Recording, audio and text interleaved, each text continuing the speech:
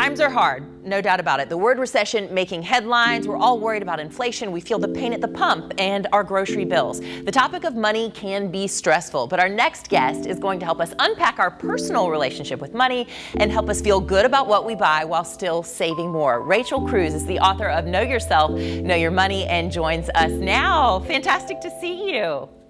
You as well, Anna. Thanks for having me. So you say our relationship with money actually goes back to our childhood. What do you mean?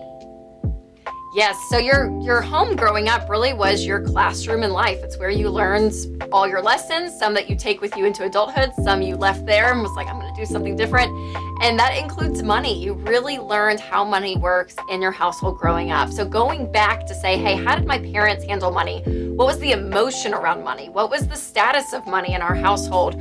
Really can play into how you view and handle money today. Without a doubt, I took some valuable advice from my parents, had a piggy bank from almost day one, set up our own bank account at, I think it was called like Republic Bank or something back in the day.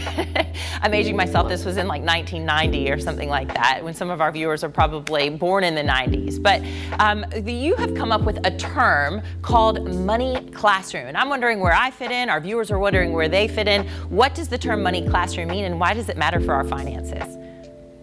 Well, I figured, that money really is communicated in two ways. It's communicated verbally, but it's also communicated emotionally. So verbally, it was either open, talked about all the time, or it was closed, meaning that your parents never talked about money. And then on the emotional side, it was either a very stressful topic on one end, or it was a very free topic and not a lot of anxiety, just kind of like it was what it was. So it ends up making this quadrant. So that's what I call the money classroom. So there's four. There's the anxious money classroom where money was not talked about and it was very stressful. There's the unstable money classroom where money was talked about, but it was still very stressful, meaning lots of fights, lots of conflict.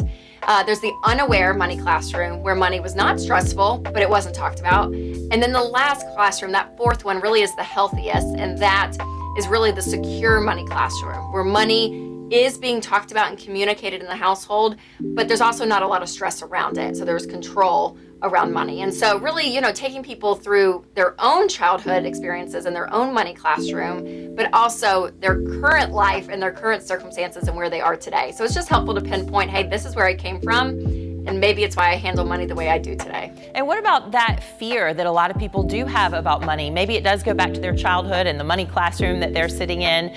But, there is a healthy fear, right? We want to be able to protect our families if something bad happens. But we also don't want to be pinching every penny in and not enjoying every day of our lives. So how do we find that balance?